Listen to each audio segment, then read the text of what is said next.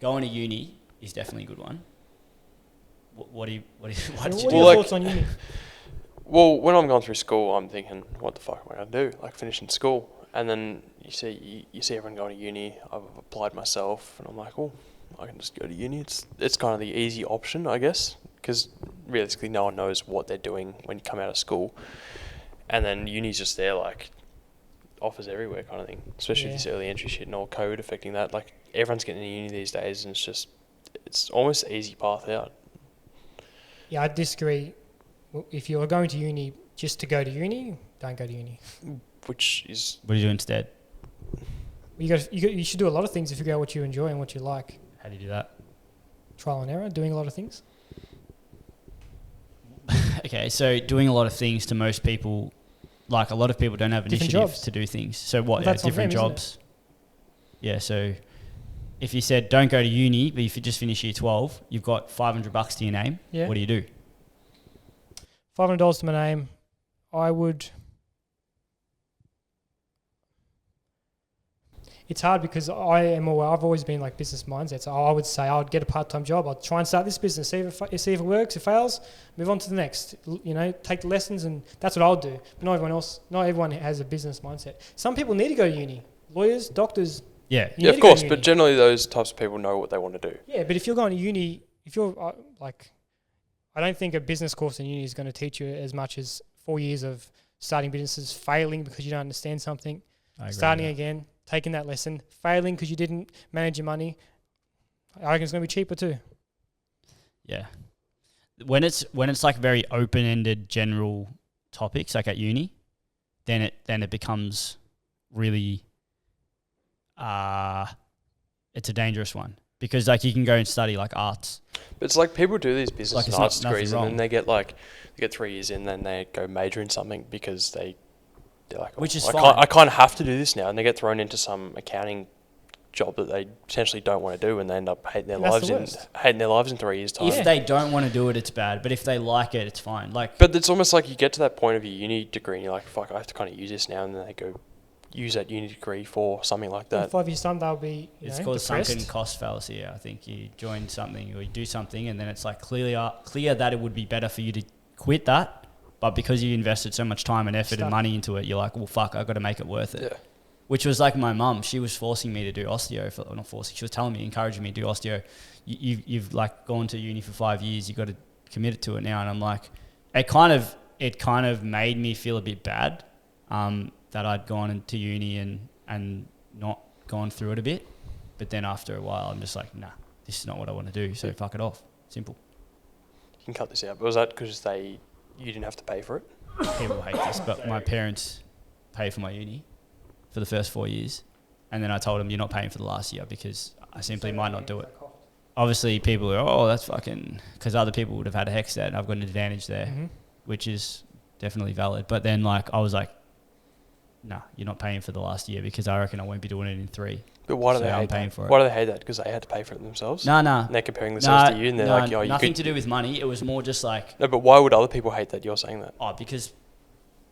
they're a victim to their own situation. No, it's valid though because they don't have to pay. They had to pay themselves. So why are they comparing themselves to you? That I did. Maybe some people don't like. It's like when someone goes successful. There's like a funny video that someone made out of it. It's actually spot on. It was like a compilation of all these people that are like achieving something really good, and then there'll be like some guy in the background that's like designed to be some random at home.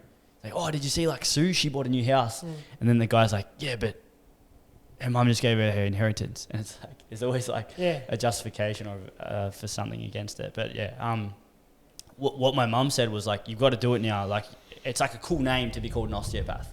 Like you got to doctor. Like that. My dad was a air conditioning mechanic. Mum was the sort of accountant for that business. But like it's unconventional. There's no one really in our family that's done unconventional shit of like going and starting a match betting business. Like it doesn't really. It's not the norm, so it's a bit dangerous. They don't know the social norm of, or they don't like it against the norm, which was why she's like, just do that, it's cool. I'm like, don't really like it, I won't be doing it in 2 years. She's like, yes, you will. I'm like, nah, eventually just gone. Parents definitely project it onto their children. They want their children to be successful, so they can, it's like, my son is a doctor. Yeah, my son's a doctor. Especially at brunch, all the friends, my son's a doctor. But it's now you like- say my son's a business owner, a very successful business owner with 1,200 members in his community. That's what she can say. I think that's. whatever. It's not about her anymore. It's not about her, but she can She's, say it. she's very supportive of now what I do because Yeah. she's accepted at work, so it's good. Whatever. Was that after it works, or like was that No, during? there's always been a trust that I like because all through my life I've always done like him. Like I've done random shit, eBay. Never really got big, but like I've always been able to make money Yeah. outside of the norm. Match betting was the main one, but then when the business came, it was a bit more cool. But What were you? I want this to be about me. What were you enrolling for university? Just your general shit. Like I got a business thing. I had a physio thing. We didn't have to even get any ATAR marks because we just COVID year. You just get into what you want. It's crazy. But I was like heavily considering doing that before I come across match betting because I was like, I don't know what the fuck I'm gonna do. It's like my parents want me to do something. I can't just sit at home. Comes back to the parent thing, doesn't it? Yeah, it's like pressure of Yeah.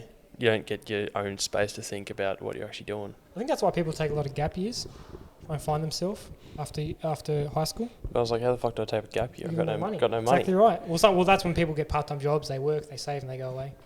Yeah. I won't say what I mean. I'm a university student part-time, but I joined after going through 7 years of like my career. So I had time to make up my mind to know what I wanted to do. Yep. Yeah. Interesting. Yeah, I essentially I got lucky that I didn't go to university. I come across match betting, otherwise I'd be. Lucky. Or you can call it luck, or yeah, but Here we go. Lucky is not the same. I agree with that, but I actually love JP. well, in sense I fell into the path I did, and that's why I Brother, went that's to a university. You chose to not to do university. Actually, no. You know what? Here we go. I love it. It's getting spicy in here. No, I actually made because you had to. There's a certain cutoff date that you had to apply, and I wasn't like set on what I was doing, so I just did. Well, I chose uni because I had like it was on the thing. You had to go to uni. I just chose this course. I didn't want to do Osteo. I remember now. I had things I could go to, but it was like a certain cutoff date you had to fill in your form by, and I just didn't fill in the form. This was before I was doing match betting, so I actually chose not to go, and I was like, oh, I'll just. What do was it your later. plan though? Didn't To have play one. footy or something? Did not have one. Just before ACL.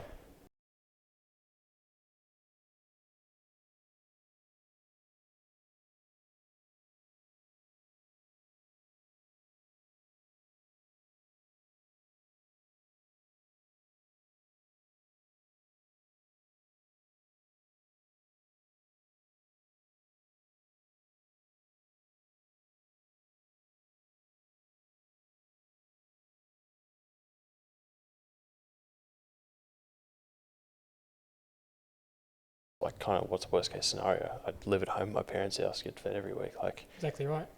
there's Well, no yeah, kind of yeah. they obviously want me to do something, but I'm under no kind of obligation to go do that. And that's probably why I didn't go down that path. I think Gary Vee says the best time to take risks is in just after high school, early 20s, because you got your whole life to correct the And then I- mistakes or put the lessons you've learnt into action.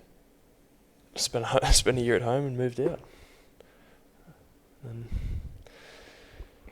I guess I make my own path now. So That's good. yeah. I don't know. I actually don't know if I was like that at 20. My own path, to be honest with you. I So- You didn't go to uni until now, or you did? till now, well, till like last year. Yeah. Yeah, never went to uni. Didn't want to. That's why I'm happy I spent the time out in the workforce, learning, and not just what about my career, just learning about life. And then I made the decision at 25